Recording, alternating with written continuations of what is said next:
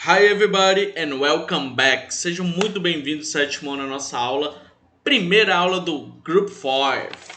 Então, meu povo, finalizamos the Group 4, realizamos os nossos simulates, and now we have to start the Group 5. So, what is the Group 5? What are they talking about? O que ele vai falar esse Grupo 5, gente? Quantos capítulos tem? Do que ele vai dizer? É isso que a gente vai falar agora na nossa primeira aula do grupo número 5. So, nós vamos iniciar então. Eu vou iniciar essa aula apresentando para vocês o Grupo 5. Antes de qualquer coisa, Group 5, ele, em todas as matérias, all the disciplines has the same name, o mesmo nome. Explorations, explorações. Então, durante o grupo 5 de todas as matérias, vocês vão falar um pouquinho, vão ter questões parecidas, vão falar, o tema central de todo esse grupo são as explorações. E como essas explorações, elas afetam as mais diversas disciplinas, inclusive em English. Nós temos um único capítulo para o grupo 5, também Chapter 5. Então, o Chapter 5 vai falar de discoveries, ou seja, descobertas. Dentro desse Group 5, we have three modules. Nós temos três módulos. Module 13, Module 14 e Module 15. So, the Module 13 is that, é o de hoje, é esse aqui que a gente vai falar hoje, que vai falar sobre os Vikings, the Vikings. Module 14. O módulo 14, we are talking about exploring the nature. Nós vamos explorar a natureza. Vamos voltar para a geografia. Sim, geografia de novo. Então, and the Module 15, o último módulo do grupo 5, nós vamos falar sobre Wonders Around the World, as maravilhas do mundo. Bem, essas Wonders, inclusive, gente, foram classificadas entre Old and New. E eu falo isso melhor lá no módulo 15, daqui 2 semanas.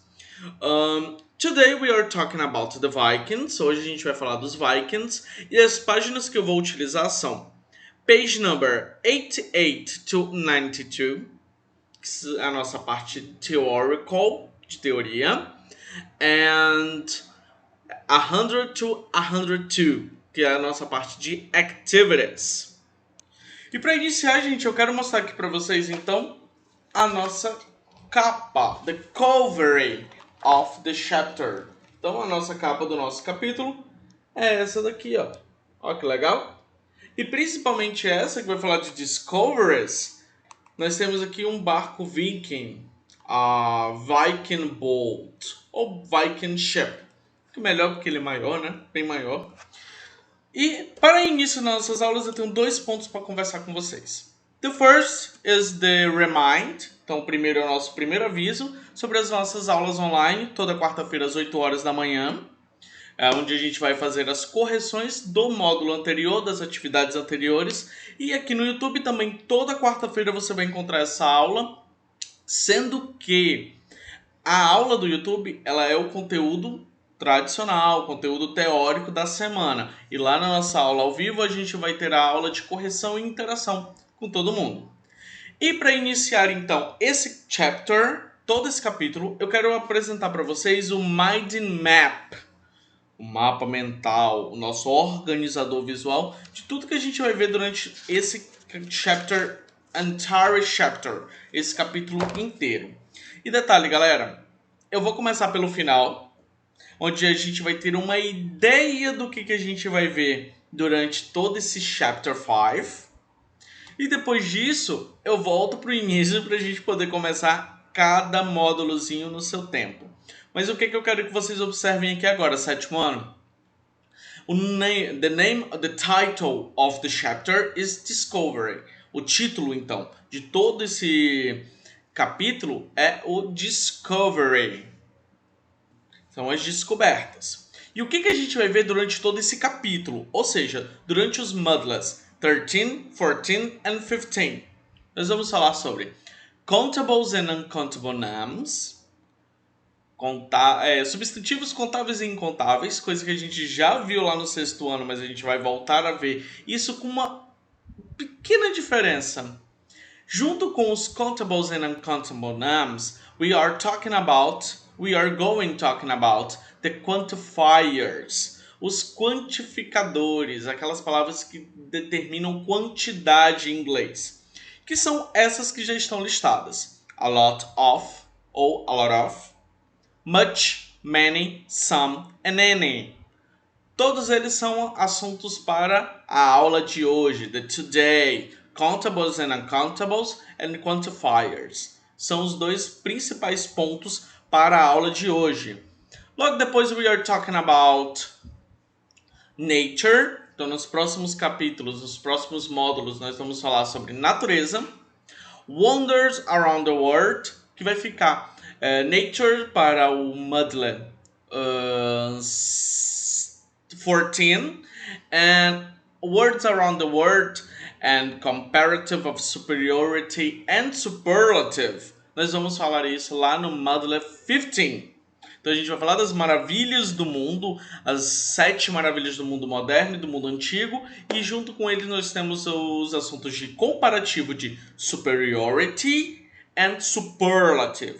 Lá eu vou falar para vocês direitinho qual é a diferença de cada um deles e como é que a gente pode utilizar cada um deles em inglês. Super facinho, gente. É só uma questão de sufixo. Relaxa, é fácil. Introdução feita, já conversamos sobre tudo que a gente vai falar durante esse Chapter 5. Então, agora eu vou pedir para vocês, please, everybody, please, open a book, page number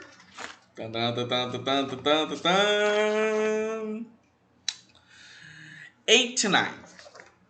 89. We are talking about the Vikings. Nós vamos falar sobre os Vikings. E aqui, ó, nessa região onde eu mostrei para vocês bem de longe, tem as nossas questions.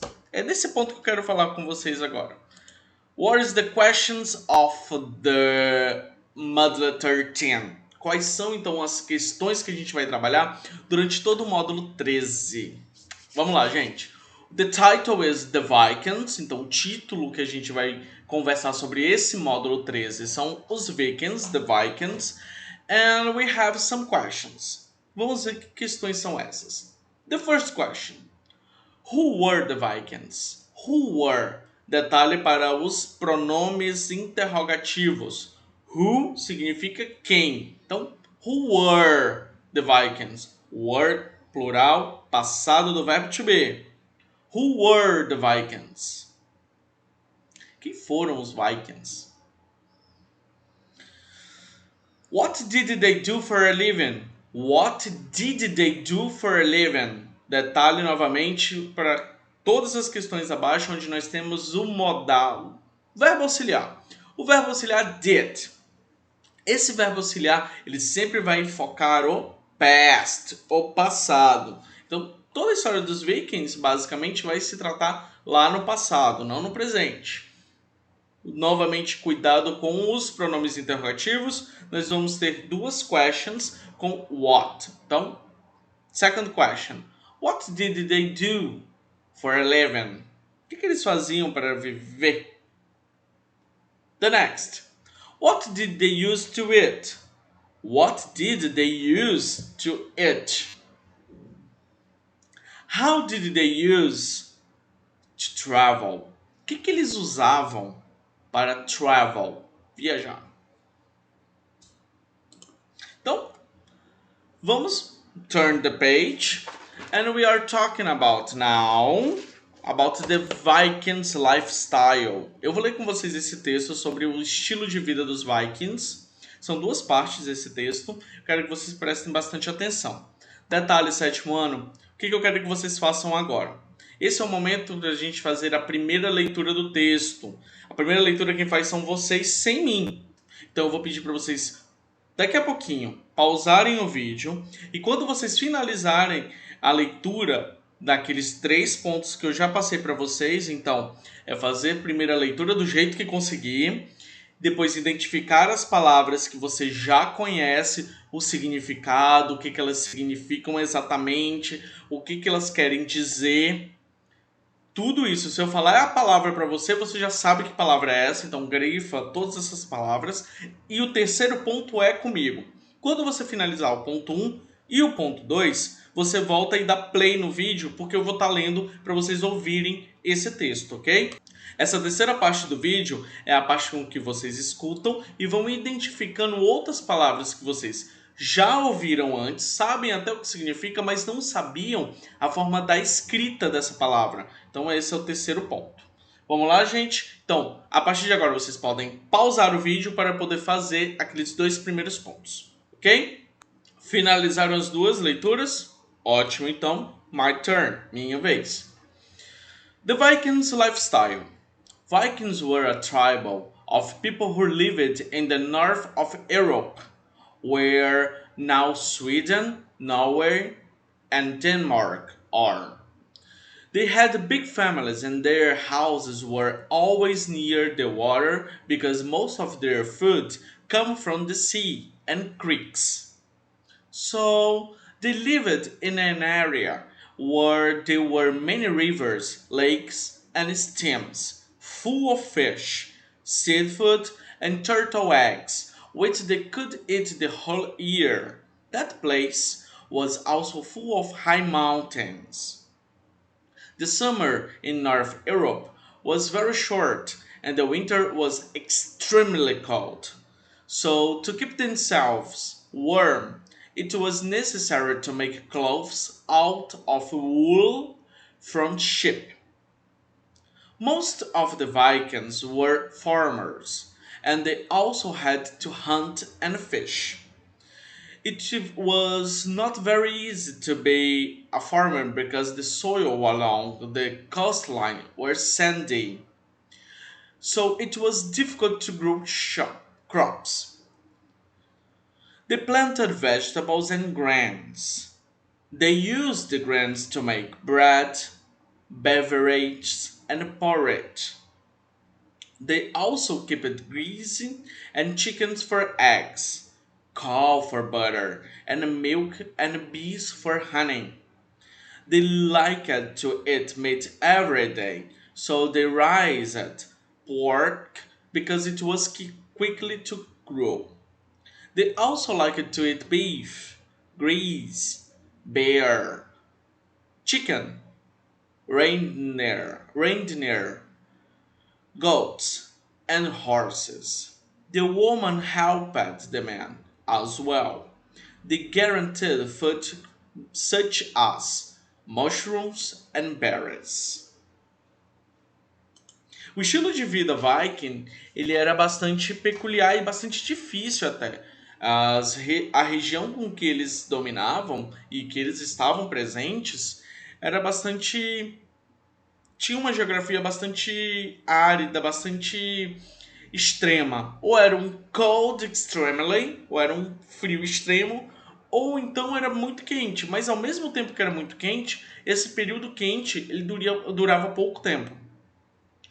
Só que o soil, a parte de solo de toda aquela região dos Vikings, ela era bastante arenosa. Então era muito difícil de você ser um farmer. E mesmo assim eles conseguiam seguir com que essa vida seja muito mais quase que nômade e de uma maneira muito mais com que eles poderiam estar trabalhando tudo que aquele local davam para eles de comida. Então por isso que eles moravam muito próximo de rivers, de bastante rios, and creeks or streams, então eles ficavam perto de rios e riachos, porque eles precisavam daquela alimentação que a natureza dava para eles naquela época. Let's continue. There were no glasses. Consequently, they drank wine and water from animals' horns. The plates were made of wood, and they would eat using the fingers. They carried a knife for cut the food. A few Vikings were traders. They sailed the cold and stormy oceans trading goods. They sold honey, wood, wheat, wood, iron, corn, and fish. From in return, they bought things such as jewelry, silver, glass, wine, spices, and pottery to bring to their home. Então, o mecanismo de fazer dinheiro e de troca de mercadoria era bastante interessante. Tudo que eles conseguiam fabricar lá na sua região, eles levavam para fazer a troca e o comércio desses goods. Lembrando que good é bom, só que goods com S no final é mercadoria, produtos. Então eles utilizavam esses goods para poder fazer troca com outros objetos na qual eles gostariam de ter ou de levar para casa. Notem que durante esse texto eu fiz uma coisa diferente que eu não tinha feito antes, sétimo ano. Eu não traduzi palavra a palavra, coisa que eu já não venho fazendo há algum tempo. E algumas palavras principais, principalmente de Vikings products or the Vikings objects, os produtos dos Vikings ou os objetos que eles utilizavam, também não traduzi nada e nem falei em português. Porque hoje nós vamos utilizar uma atividade de utilização de vocabulário e principalmente de dicionário. Então, o que eu quero que vocês façam agora? Vocês vão pesquisar no dicionário essas palavrinhas e relacionar as palavras que estão lá no final daquele ponto desse quadro com o tipo de objeto que tem em cada um desses números. Essa activity eu só vou corrigir na aula 1, não vou corrigir aqui. Então, olha só o que a questão fala. Number the words according to the picture. Então, você vai numerar as palavras de acordo com essas figuras que estão aqui embaixo. Então, quais são as palavrinhas? Eu vou ler para vocês essas palavras para vocês poderem procurar lá no dicionário de vocês. Animal horn, fur, glass, helmet, iron, jewelry, knife, pottery, silver, spices, wood, wooden plate, wool. Pesquisem e relacionem com esses objetos que estão na nossa página number 90, na página 90, the 90. Isso nos leva também à leitura do nosso grupo temático, onde vocês vão encontrar bastante figurinhas desse camarada aqui, da família dele, em todas as disciplinas de vocês. Esse carinha aí, ele é chamado de Hagar, ou Helga, the Horrible. Hagar the Horrible. Hagar the Horrible is the main character of an American comic strip, which was created by cartoonist Dick Browning. It was launched on February 4th, 1973. Hagar is a Viking who lives to invade England and France. He was a lazy and silly husband, but a brave fighter. His wife Helga is very jealous. Helga has a duck as a pet. Hamlet is their brilliant and sensitive son, and Horny is the pretty daughter. Então, gente, durante todo esse capítulo 5, todo o Group 5, na verdade, vocês vão encontrar em várias disciplinas de vocês tirinhas desse rapazinho aqui, do Haga the Horrible. Ele é um quadrinho, um cartoon feito pelo cartunista Dick Brown, americano, lançado lá em February 4th, 1973. E em todo esse caso, o que o Haga ele faz em todas as suas tirinhas? A principal característica do Haga, é que ele é very silly and lazy. Então ele é bastante preguiçoso e, além de tudo, gente, ele é bobo, besta. Lá como marido, como husband. Because when he was a fighter, quando ele é um combatente, ele é bastante brave, ele é muito corajoso. His wife, Helga, a principal característica da Helga é que ela é jealous, ou seja, ciumenta. Ela é bastante ciumenta e tem um duck como animalzinho de estimação. Eles ainda têm 2 filhos. O Hamlet, que é bastante brilliant, então ele é muito brilhante and sensitive, ele é bastante sensível. E a Horny, que é pretty, ela é muito linda. E eles foram introduzidos, inclusive, depois nas histórias. As histórias começaram com Helga e com a Haga e a Helga, e depois os filhos vieram aparecendo. Então, alguns dos quadrinhos vocês não vão ver os filhos deles, porque eles foram introduzidos durante os anos depois da criação do Haga.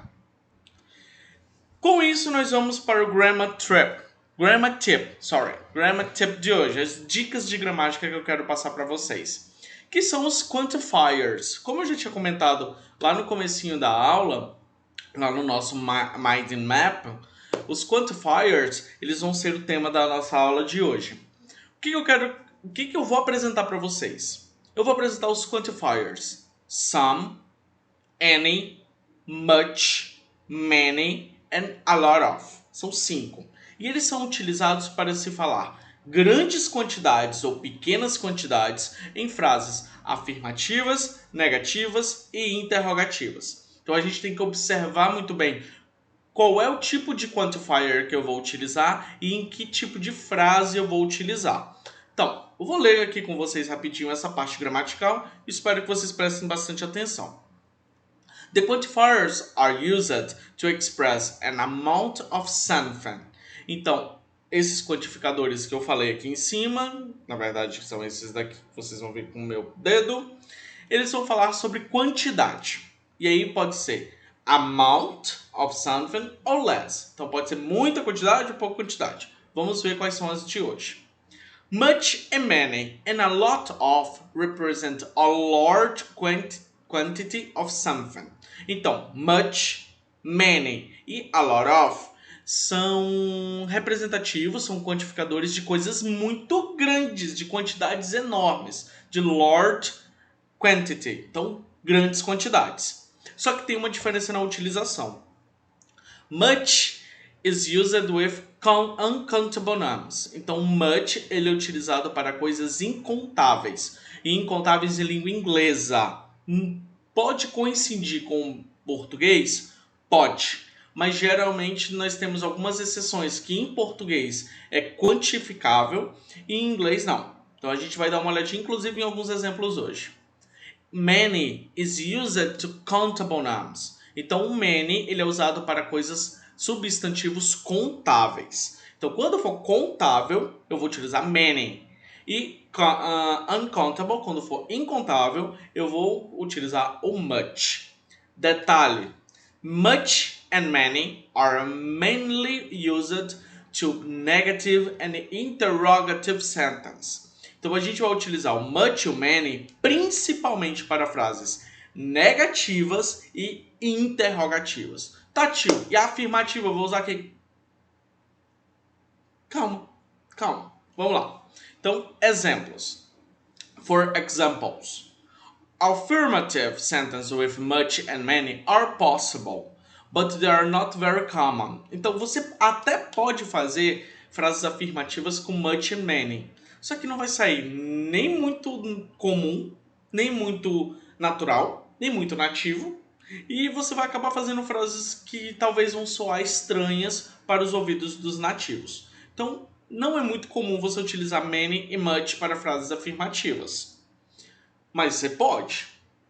Eu vou te dizer qual é depois que você utiliza que fica melhor. Mas vamos ver o exemplo aqui do much e do many. Primeiro, frases interrogativas ou negativas. Example, the bread. O pão, gente, ele é incontável em inglês. Porque você não vai conseguir contar exatamente a quantidade de fórmula que é feito o pão. Você consegue entender isso? Porque quais são a quantidade de farinha que foi utilizada naquele pão, a quantidade de pão que existe no pão. É um negócio meio complicado assim mesmo com o pão. Mas ele é incontável em inglês. Então como é que a gente vai fazer os nossos exemplos? Da seguinte forma. I didn't buy much bread in the morning. Então eu não comprei muito, sempre muito. Então I didn't buy much bread in morning. Então eu não comprei lá muito pão de manhã. E nas frases interrogativas ficariam da seguinte forma: Was there much bread in the bakery? Tinha muito pão lá na padaria? Perguntinha besta, né? Para o many também é utilizado mais ou menos da mesma forma. Só que aí a gente vai utilizar o many quando for countable. Então, my son didn't eat many vegetables. Does your son eat many vegetables? Então, meu filho não come muitos vegetais. Seu filho come muitos vegetais? Então, a gente sempre vai utilizar o many e o much pertinho aí do noun, do substantivo. E para frases affirmative, negative and interrogative, nós podemos utilizar o a lot of. Também significa muito, então é uma grande quantidade de alguma coisa, mas o a lot of ele é bastante legal porque ele pode ser usado com countables, uncountables, em qualquer tipo de frase. Pode ser afirmativa, negativa, interrogativa, tanto faz. Existem duas formas de você falar essa expressão. Você pode falar da forma americana, uma forma bem mais rápida e cortando praticamente o T, ele fica a lot of. Então esse T do lot, ele vai embora praticamente, então fica a lot of. A lot of. Ou a forma britânica, onde você coloca esse T e o T ele é pronunciado, fica a lot of. A lot of. Geralmente eu falo a lot of, mas você escolhe e os dois estão super corretinhos. Então vamos lá, gente. A lot of is used with countables and uncountables noun in affirmative, negative and interrogative sentence. And the examples are, os exemplos são: on my grandfather's farm, the chicken lay a lot of eggs. Lá na fazenda do meu avô, a galinha pôs a lot of eggs. Então, bastante ovos. Muito, uma grande quantidade de ovos. Frases afirmativas. Vamos para negativa. There weren't a lot of eggs in the basket. Não tinha lá muitos ovos lá no cesto. And do we need a lot of eggs to make a chocolate cake? A gente vai precisar de muito ovo para fazer o bolo de chocolate. Do we need a lot of egg to make a chocolate cake? Ok. Ele é utilizado para todo mundo. E agora eu vou mostrar para vocês se a gente já utilizou aqui much, many e a lot of para grandes quantidades. Faltou a gente falar então quais são aqueles que a gente vai utilizar para pequenas quantidades. E eu vou mostrar agora para vocês o some and any. Na verdade, some and any ele express a indefinite quantity of number. Então ele não tem um número exato de quanto daquela coisa é. Se é muito, se é pouco. Não tem um número exato, ele é indefinido. Então você pode utilizar para poucas quantidades como para muitas quantidades. Geralmente utilizado para poucas quantidades, porque você já tem o much, many, a lot of para falar de grandes. Então para ter essa diferença na sua fala. Mas isso não quer dizer que você não possa utilizar o some e o any para quantidades grandes também. Então vamos para alguns exemplos. Primeiro exemplo. They were used with countables and uncountable nouns. Então o some e o any, além de tudo, também são usados entre countables and uncountables. Então eles são usados para coisa que eu conto, coisa que eu não conto. Então são ótimos para ser usados, porque basicamente não vai ter nenhum erro na hora de usar. Olha aí que legal. Some is used in affirmative sentence. Só que tem esse porém. O some, ele é utilizado para afirmativas. Somente para afirmativas. Algumas perguntas também podem ser utilizadas com some quando você está oferecendo alguma coisa. Se for qualquer outro tipo de pergunta, não pode. Não pode, não pode, não pode. Não, não, não. Mas vamos lá, vamos ver o exemplo agora, de verdade. There is some milk in the bottle. Tem um pouco aí, uma quantidade de leite na garrafa.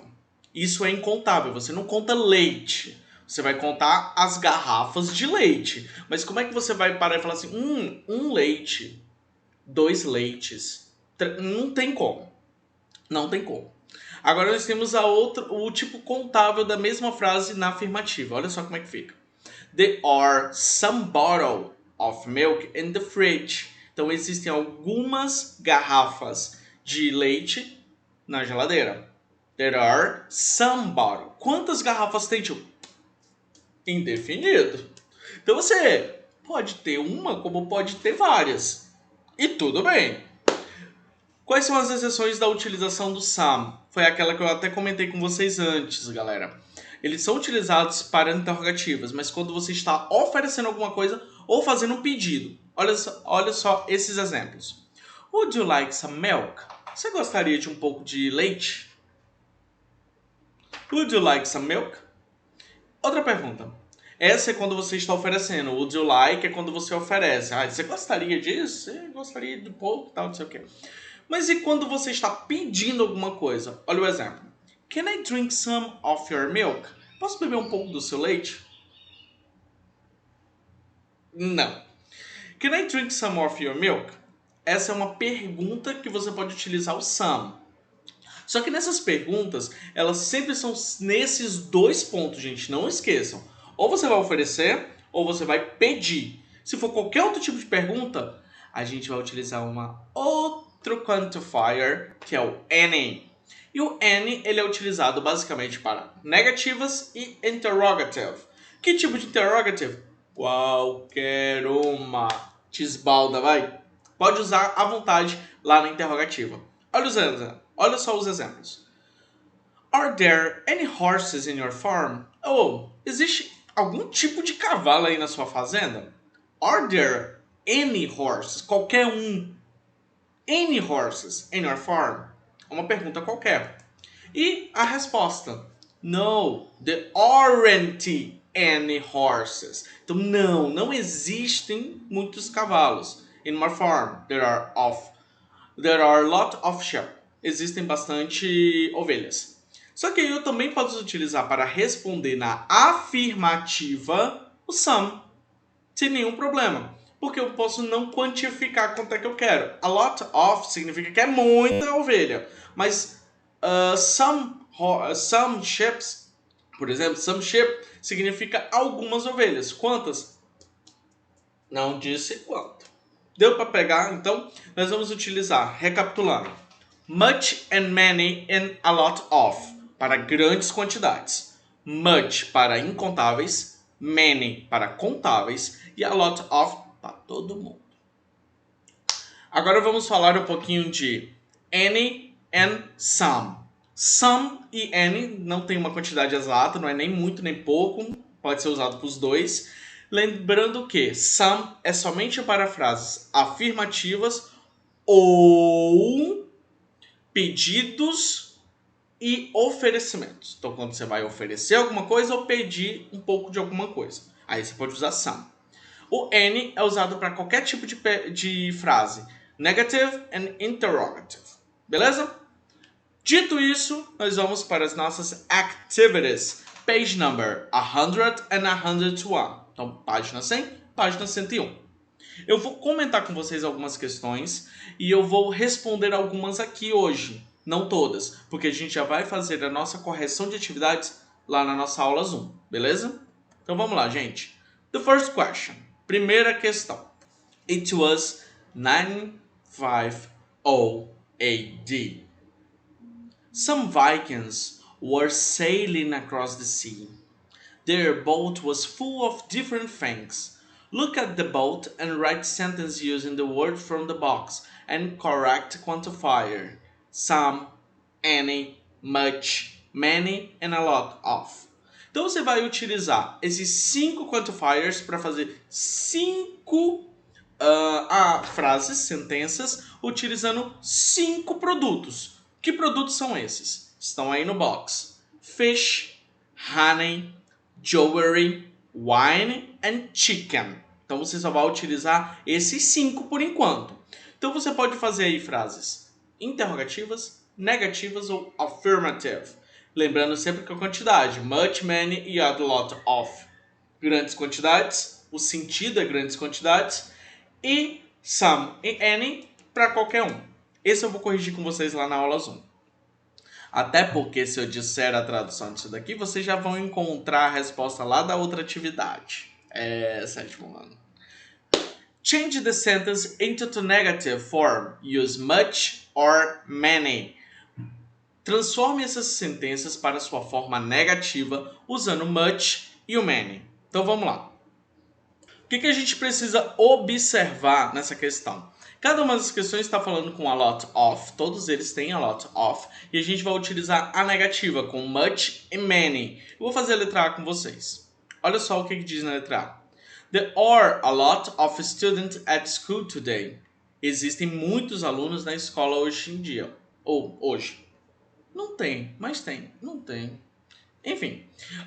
Como é que a gente vai fazer então essa mesma frase, só que na negativa? Atenção, olha só. Vamos repetir o there are. Só que em vez de a lot of, lembra que a gente tem que fazer a negativa. Coloco not, the are not ou aren't. Pode fazer a forma abreviada também, não tem problema. Students, estudantes, é contável ou incontável? Dá para contar. Um estudante, dois estudantes. Então, contável. Então, eu vou utilizar o much ou many?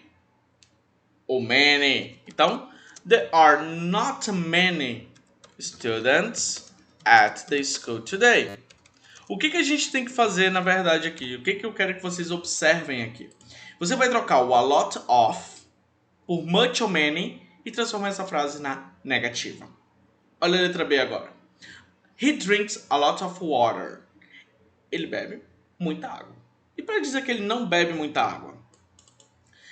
He, lembrando que essa frase está na afirmativa no simple present, então para eu transformar ela na negativa eu preciso colocar o doesn't. He doesn't drink water, gente. Contável ou incontável? Você conta água? Uma água, duas águas, três águas, ou você conta garrafa de água? Então, água também é incontável, ok? Então, vamos lá. He doesn't drink much water. Ele não bebe muita água. As outras letras eu vou corrigir com vocês lá na nossa aula Zoom também. Lembrando sempre que você precisa tirar o a lot of e mudar para much ou many. Lembrando sempre que tem que ver os substantivos, se eles são contáveis ou incontáveis. Terceira questão. Raw material is a basic material which is used to produce other products. Então, o material cru ou matéria-prima é a base para poder produzir outros produtos. What are these things come from? De onde esses objetos eles vêm? Então, você vai ter uma vaca, uma árvore, uva, trigo e... Deixa eu dar uma olhadinha aqui, tá faltando um. Iron, ferro. Então você vai pensar um pouquinho de onde esses produtos que estão aqui no box são feitos. Então vamos lá. As palavras são boat, bread, butter, cars, floor, furniture, leather, machines, meat, milk, pencil, ships, tools, wine, wood and yogurt. De onde é que vem esse material, esses produtos que estão no quadro? Você vai pensar um pouquinho, vai lembrar de onde é que vem cada um deles e vai colocar embaixo aí de cada um dos objetos. Se ele vem da coal, tree, grapes, wheat or iron, ou do ferro. Beleza? Quarta questão, nós temos uma historinha do Haga. E vocês vão responder a letra A e a letra B, que são duas perguntas. Na letra A ele vai perguntar: What can we infer from the story? O que a gente pode inferir dessa história? O que a gente pode tirar de ideia dessa história que não é dita, mas você pode interpretar dessa história. E letra B: He will eat 315 hot dogs. It means that he will. Isso significa que ele vai comer... Marquem a questão certa aí.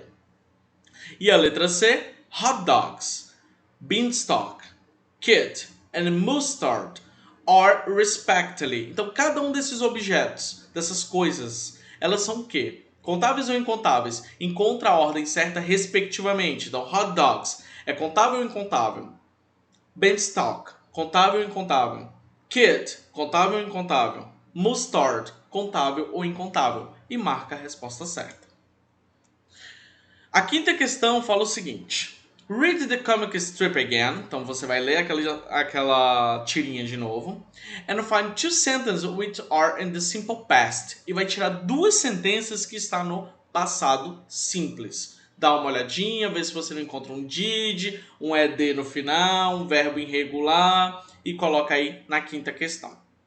Para casa fica então a página number 102, sorry, before. Então fica para homework a página 102.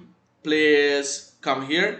Manda para mim essas atividades, gente. Eu preciso ver que vocês estão fazendo essas atividades para poder marcar que vocês estão entregando, ok? Por hoje é isso. Big kiss and bye bye.